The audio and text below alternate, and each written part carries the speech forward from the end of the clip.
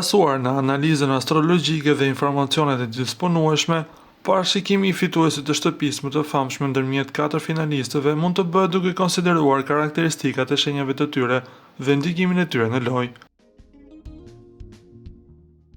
Eglitako është virgjëresh. Virgjëreshët janë të njohur për natyrën e tyre analitike, të përpikë dhe të kujdesshme. Në një lojë si kjo, këto cilësi mund të ndihmojnë në ndërtimin e strategjive të qëndrueshme dhe në shmangjen e konflikteve. Megjithatë, ndonjëherë kjo qasje mund të perceptohet si e ftohtë ose e distancuar nga publiku. Gjesti, ai përket shenjës së Demit. Demi është një shenjë toksore e njohur për qëndrueshmërinë, besnikërinë dhe këmbënguljen. Këto cilësi mund të kenë ndihmuar Gjestin të krijojë marrëdhënie të forta brenda shtëpisë dhe të fitojë simpatinë e publikut. Por më tepër, raportet sugjerojnë se Gjesti ka fituar një mbështetje të gjerë nga publiku, e cila është reflektuar në sondazhe dhe diskutime në rrjetet sociale. Rozana Radi, Gafore.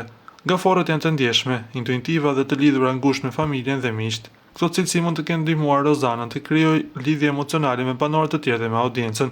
Megjithatë, ndjeshmëria e tyre mund t'i bëjë ata të prekshëm ndaj stresit dhe konflikteve.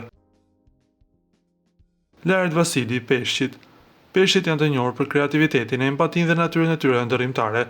Këto cilësi mund të kenë ndihmuar Lardin të shfaqë një anë artistike dhe të ndjeshme duke krijuar lidhje me publikun. Megjithatë, ndonjëherë peshqit mund të perceptohen si të pavendosur ose të larguar nga realiteti. Duke marrë parasysh këto karakteristika astrologjike dhe informacionet e disponueshme, Gjesti i shenjës së Demit duket të ketë një avantazh të konsiderueshëm për të fituar këtë spektakël. Kjo për shkak të qëndrueshmërisë së tij, aftësisë për të krijuar marrëdhënie të forta dhe mbështetjes së gjerë nga publiku. Ju lutem klikoni tek butoni subscribe për të marrë të rejat më të fundit nga showbizi shqiptar.